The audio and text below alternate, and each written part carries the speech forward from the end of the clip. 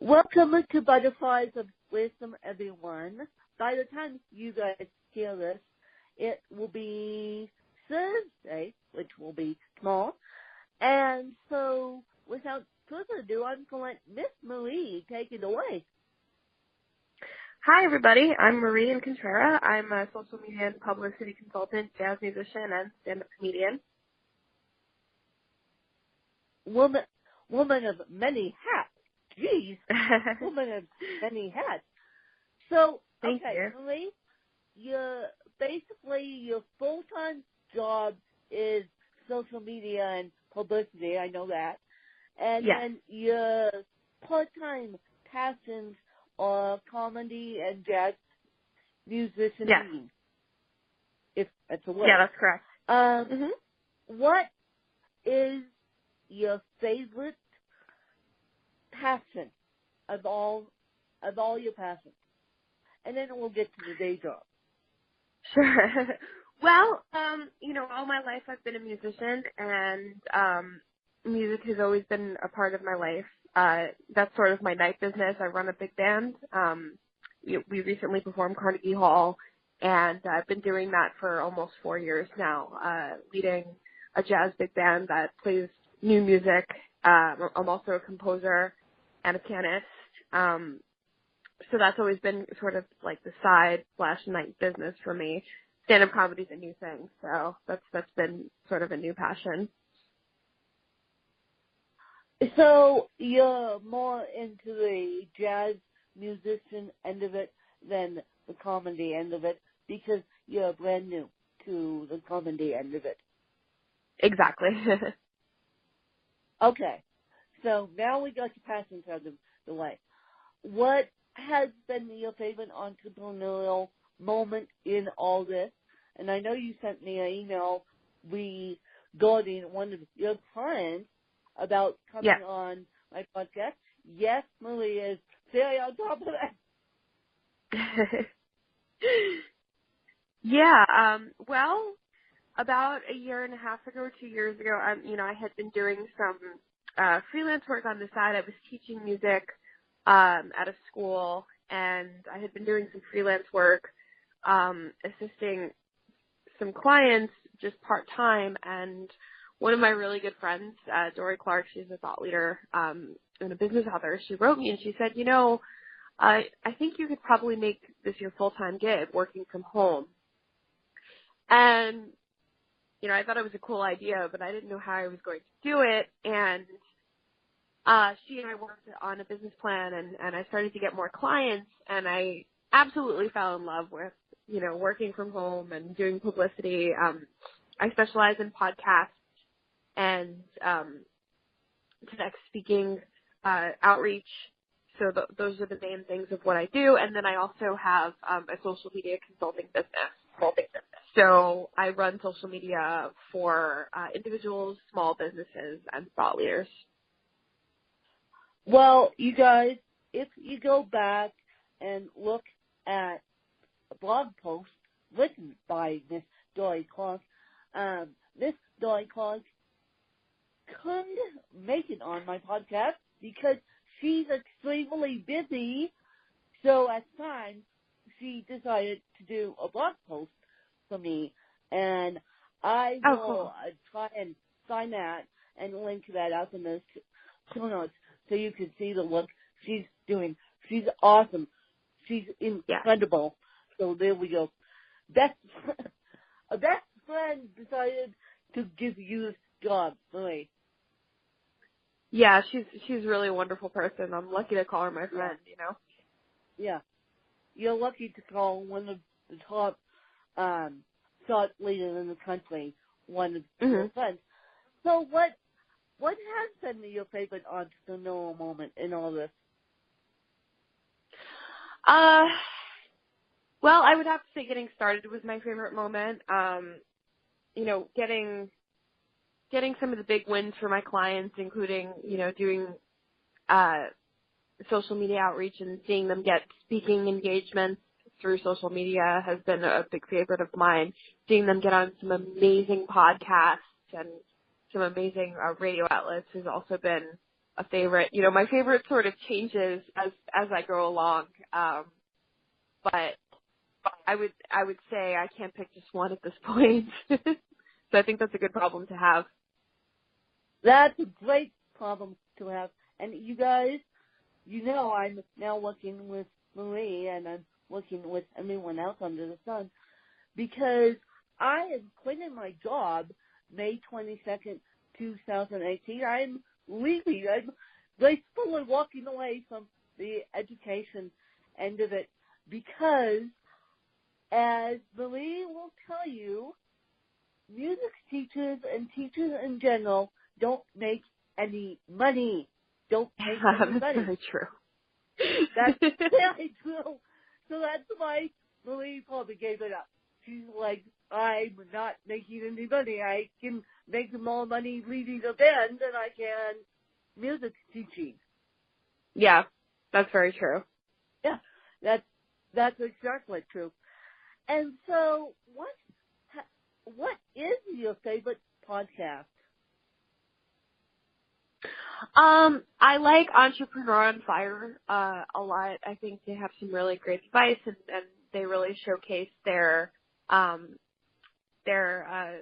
interviewees really, really well. In terms of music, I like the Portfolio Composer, which is run by my friend Garrett, and that's a really great interview podcast that talks to composers and people who are creating new work.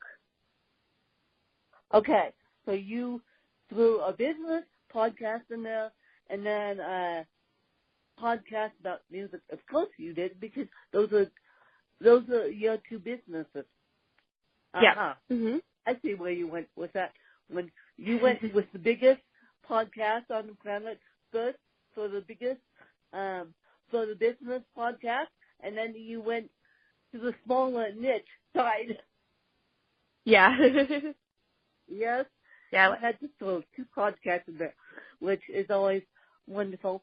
And I know you can find Entrepreneur on Fire in iTunes, and I know you can find it all over the place. But I'm not sure. I have to look this up, you guys. Can you find the Composer's Portfolio in iTunes? Yes, you can. Yeah. Okay. You can. And I've been on it, so you can find me on there too. Well, I know you have, because you're a composer and you do it all. So it's funny you should say that. I was watching one of my favorite traits in the whole wide world is, I don't know if you ever heard of the Aspen Music Festival and School. Well, the Aspen Music Festival and School is a world-renowned program. It's about 5 minutes from my house. Thank you very much. So wow. I was watching a fantastic composer the other day, and at their final concert, and he was so in tune with music, which leads me to my next question. Do you have to be in tune with the bands you're leading? Because I would think if you throw off bands, you would be in major trouble. Yeah, no, it's well, running a band, you know, it's very much like running a business, or like running a startup. You know, we're anywhere between 9 and 25 people, depending on the project that we do. So yeah, we do have to be very much in tune, both, you know, with our instruments and also just sort of, you know, in our hearts and in our minds. We have to really be in tune with each other. It really is very much like being in a relationship, you know, in terms of you have to know the other person, you have to sort of get the other person. It's, you know, not just anybody can be in your band. So, it's how I learned how to manage and how to run, you know, an organization. I learned it through music. And you don't have a degree in music, do you? I do. I have a master's degree in music. I have a bachelor's and a master's degree in music. But of course you do. Yeah, I do. I got my degrees at Brooklyn College, but a lot of what I learned outside of school. So. Yeah, they give you more on the job training than they do in school. I'm actually going back. It started yesterday, you guys. I'm actually going back for my journalism degree, my second Oh wow. associate degree, and I'm actually going back to the Academy of Arts in San Francisco, where one of the courses is music composing. And I always thought, well, that would be fun, but then I Oh would have wow. to go back to school again. And yeah, I thought at one point about switching my major. You guys don't know that because I always thought music composing would be exactly right up my alley. But there's so many assistive devices now that you can compose music on an iPad, like the Note 12. Mhm. And we'll get to that in a minute. But I thought that journalism would be more fun for me. But as you said, you really have to understand who you're interviewing and what they need out of this interview. So Right. it's similar to music in a sense because you need to read the person's body language. Exactly. Yeah. That's very true. And so, do you use any technology to help you compose music? Well, at this point, it's a requirement. I handwrite everything first, but that's sort of for my own notes. Nobody really reads that. I put everything into Sibelius, which is a notation program. It's really a requirement nowadays that you have printed music when you're a composer. I bring printed music it would be. I figured it yeah. would be because, as I said, I watched these fabulous students perform their last concert at Yeah. Mm-hmm. And they all had the music stands, and none of them had written musical notes on their music stands. It was all printed out. So yes, right. guys, there is technology out there that helps you. And Sibelius is one of them. Can you recommend another one that you like? Well, the two mainstays in professional technology are Sibelius and Finale. But as you said, when there are some new iPad apps and things like that you can get print music for $100, I think, on your computer, and then there are a few apps that are like $15. I think one is called MuseScore, if I'm remembering that correctly. And they're good. They have some beginner applications and things like that. So if you're just starting out, like if you decide to take the music composition class, which I recommend, you can sort of get a little bit of help in learning to write music. Yeah. And now there are some apps that you can use a stylus and just handwrite into a program, and that will transfer your writing into printed out music. So the Apple Pencil? good. The Apple Pencil, exactly. I know. That's the stylus that I have sitting on my desk. So you guys, you can write out music and insert in programs that work with the Apple Pencil. You can actually get printed music, which is a lot easier than reading something else's chicken scratch. So exactly. now, exactly. That's a lot easier. But now it's a requirement. I mean, as I said, I saw, I would say over 100 students always always printed out music sheets on their music stands. they were eating someone else's chicken scratch to figure out this opera, quite frankly. And the opera was in French, so they had it translated into English. I didn't see the what the music students had, but I'm sure they had the English version of it. And it's amazing to me how, with enough practice, you can get incredibly good at something. And so, why did you go from social media to running a band, if you don't mind me asking? Well, I was actually running a band before I started social media.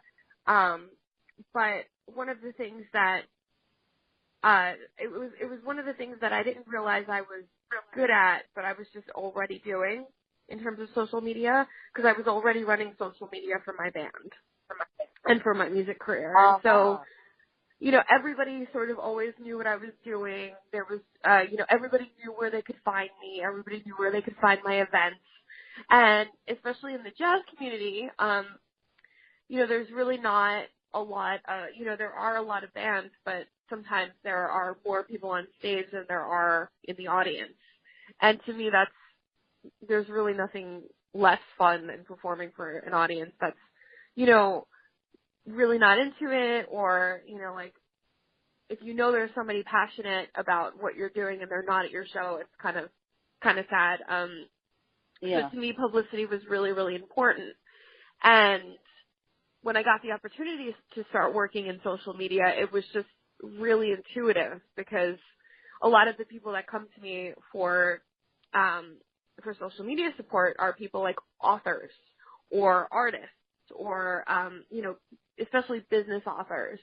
I had a client that was a popular gaming app, and the only thing they did was marketing, social media marketing, and they were incredibly successful.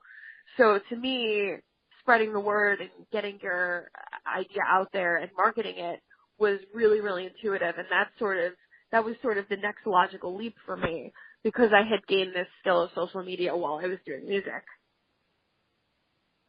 I see. So you said your passion. You started your work. You started your 9-to-5 pay my bills job while you was doing your passion. Exactly. Now I get it. Yeah. Why you were so into social media, because now social media is a must for every single person on the planet. Exactly. Almost every business can benefit. Arguably, every business can benefit from social media. Yeah. And so if you had to be educated by anyone, and you guys will find out why I'm asking this question in a minute. If you, Maria, had to be educated by anyone, who would it be and why? Well, for business, I'm going to pick somebody I don't know, and I don't know personally, and that's James Altucher. And I think I would choose him because he has the experience of failing and coming back from that, and I think that's really, really important. As a musician and as a business person, I fail every day, and everybody fails every day, whether they realize it or not. And the important thing is that you fail quickly and fail forward, and move on from that and learn from it. So I think he would be a really good teacher for me, and I love reading his blog and listening to his podcast. And music-wise, I would love to learn from John Coltrane, even though he's no longer with us. He was one of the most spiritual and innovative musicians of the 20th century, and I really think I have a lot to learn from him in terms of jazz language and creating my art. Well, isn't that interesting? See, I knew she was throw two people in there. She, she throws the jazz. She doesn't throw the jazz underneath the bus. She loves it so much that she throws 2 podcasts in there, one for the business end of it, one for the jazz end of it, 2 people in there, one same thing. And so I will, Marie will explain to you guys why I asked her that question in a couple minutes. But I'm going to ask Marie, where can people find you, and how can people work with you like myself? Thank you very much, because you're so on top of it. Thank you. Well, you can always email me. My email is marie.incontrera@gmail.com. So that's my first name, MARIE, my last name, INCONTRERA@gmail.com. I'm on social media, of course. My band Twitter is ECO Music Big Band, all one word, Eco Music Big Band, eco like ecological. We're on Facebook. You can find us. And we have a website, ecomusicbigband.com. And I have a personal account, so you can find me there too. And so, how would you work with people? I presume you work with people in the United States / worldwide on social media. Yes, I do have international clients actually. So I work with people all over the world. Basically, my business model is that I work Monday through Friday. I work with you on developing your goals for social media or your goals for publicity, and we develop a game plan, and then I go for it, and I reach out either on social media or via email if I'm doing publicity, as you would know, Wynn, as I've contacted you many times about many clients at this point. Yes. And so we just work on building your online profile or building your publicity profile. Okay. So yes, she has contacted me, you guys. She's contacted me many, many times because she, of course, loves the work I'm doing, and this podcast is not for the disabled. Quite frankly, even though my audience is for the disabled, it's for everyone to learn about the disabled. So that's why Marie's contacted me so many times. And you don't have many disabled clients, do you? I don't, but I work with anybody, so I haven't I haven't ruled it out, obviously. Well, we may have to talk offline because you are very on top of it. I mean, my assistant thought it was your email that you were sending me last night, and my assistant goes, "She's on for tomorrow." I'm like, no.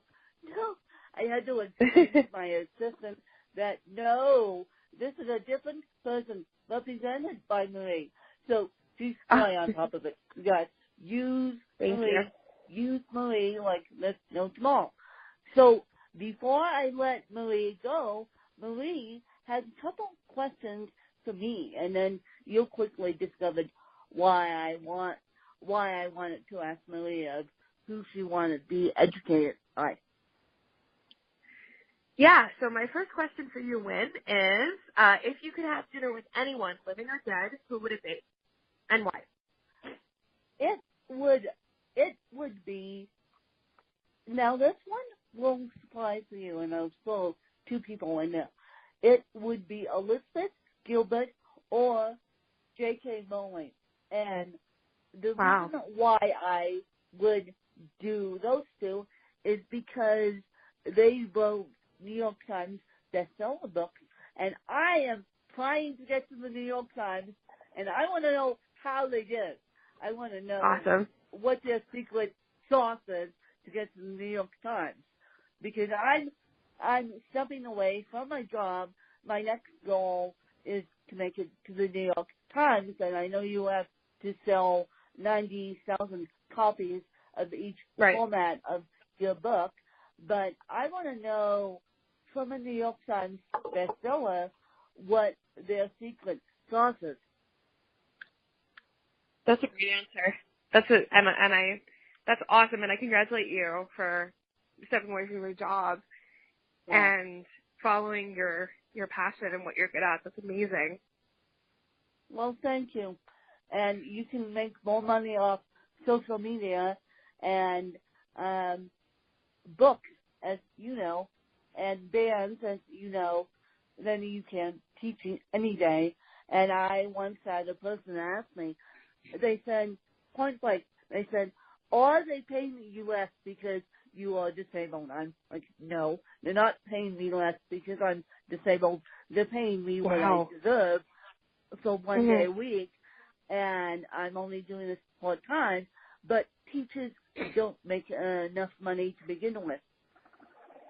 No, that's very true. That is very true. Yeah. And that's a very strange question for someone to ask you, I think. Yeah. I was a little bit shocked by that one. But. Yeah. Wow. No, but it's true. Teachers don't get paid a lot, you know, and I still do teach sometimes. I freelance. I have a couple of private students that I really, I teach them because I love them, not for the money, you know, because teaching doesn't make the kind of money that other things, you know, business endeavors do. So I agree with you on that 100%.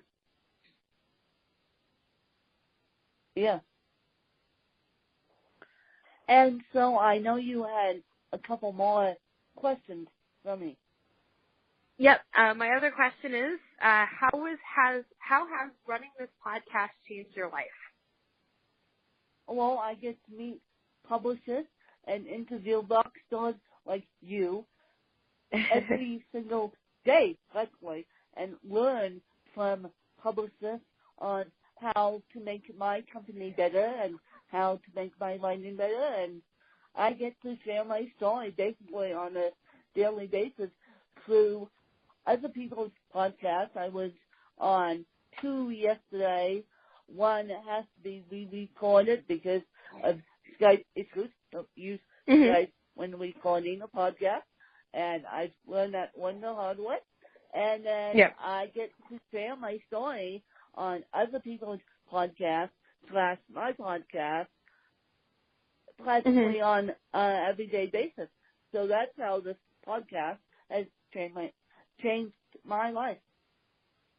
That's great. That's fantastic. Yeah. So what would be your closing piece of advice, Marie, for anyone that wants to get on social media, but they're scared to, and they can't afford to contact a publicist, or they just don't want to? Well, I think this advice goes for social media and publicity as well as just life, or anything that you're passionate about or want to do. And that is, find what makes you unique and capitalize on it, because that has really followed me through my music career. It's followed me through my new business now, in both models. You know, find what you're good at, find what makes you unique, and you'd be surprised sometimes what it is about you that really, really makes you successful and makes people see that you're different from everybody else in the world, you know. And it's funny because I do talk about my music career, and sometimes, you know, I'll be on a first call with a client or a potential client, and they'll be like, so how's the jazz business? You know, so that's kind of like calling card, is that, you know, I have experience in the arts. Right? Yeah, they just follow you everywhere. And I appreciate your time, Marie. I also appreciate the leads you have given me.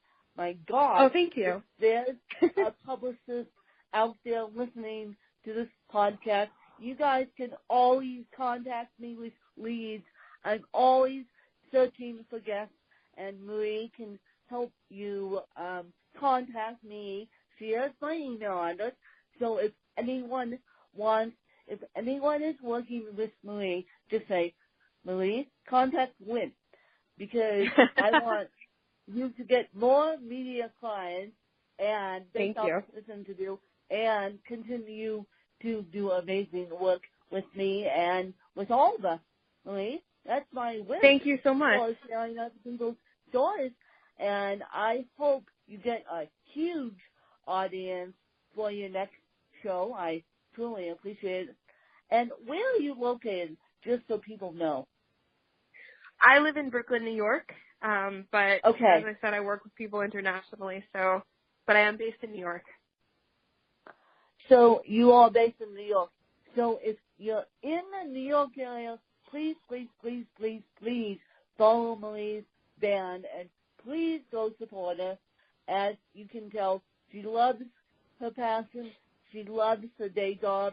And if you are not into jazz, you can work with Marie anyway because she's into social media and knows what she's doing.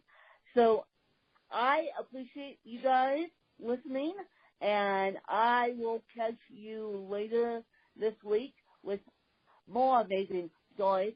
Please, please, please, please, please share this podcast out so we can make our community bigger and better. Thanks to you guys. Thank you so much for having me, Win.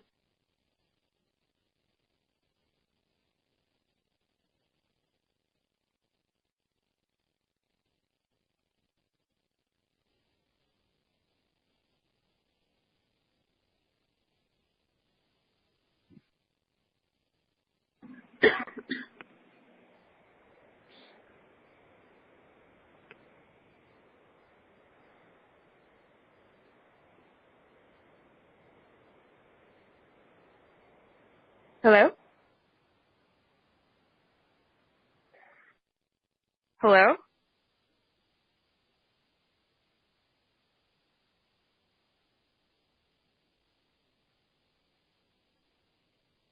Hello?